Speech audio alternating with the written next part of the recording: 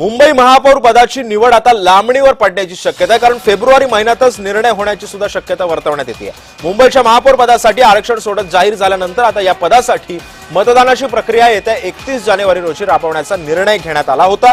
मात्र अजूनही भाजप आणि शिंदे सेनेच्या म्हणजे अर्थातच शिवसेनेच्या गटाची नोंदणी कोकण आयुक्तालयाकडे झालेली नसल्याने महापौर पदाच्या निवडीचा कार्यक्रम हा पुढे ढकलण्यात आल्याचं समजतंय। त्यामुळे नवीन महापौरांची निवड आता फेब्रुवारी महिन्यातच होईल। पालिका निवडणुकीनंतर येत्या 27 जानेवारी रोजी उमेदवारी अर्ज दाखल केले जाणार आहे। मात्र 31 जानेवारी रोजी होणाऱ्या महापौर पदाच्या निवडीसाठी जाहिरातही देण्याची तयारी प्रशासनाने केली होती।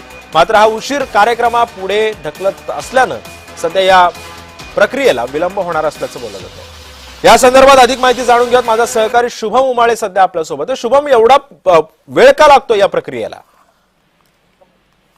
सिद्धेश, एकीकडे मनपा निवडणुकी जाहीर होण्यासाठी मोठा विलंब झाला आणि आता निवडणुका झालेल्या आहेत, तर मग अजून देखील नगरसेवकांचा शपथविधी असेल किंवा महापौर किंवा इतर ज्या समित्या असतील त्या गठीत होण्यासाठी विलंब होताना दिसून येतोय। आणि विशेषतः मुंबई महानगरपालिकेसाठी हे चित्र दिसून येत आहे। अशामध्येच पाहायला गेलं तर मग आता सध्या महापौर पदाची निवड जी आहे ती सध्या लांबणीवर गेल्याचं एक चित्र दिसून येत आहे।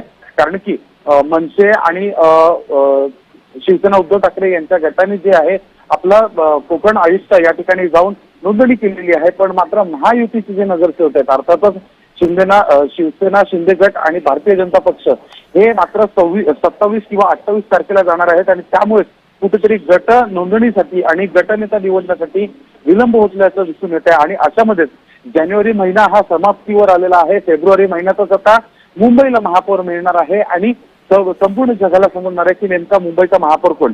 नेमक्या प्रक्रियेला उशीर होण्याची कारण ही राजकीय असू शकतात। एकीकडे पक्षांचं ठरत नाही आहे की महापौर कोण बनेल। इतक्यातच 2 दिवस आधीच गुरुवारी जे आहे महापौर पदाचं आरक्षण जे आहे ते देखील काढण्यासाठी विलंब झाल्याचा देखील आरोप जो आहे तो देखील होताना दिसून येतोय। पण अशा सगळ्या गोष्टींमुळे कुठेतरी जानेवारी महिना मध्ये महापौर हा मुंबईला मिळणं अपेक्षित होता, पण तो आता फेब्रुवारी महिन्यात मिळेल। सिद्धेश, नक्कीच धन्यवाद शुभम, तू दिलेल्या या सविस्तर माहितीबद्दल।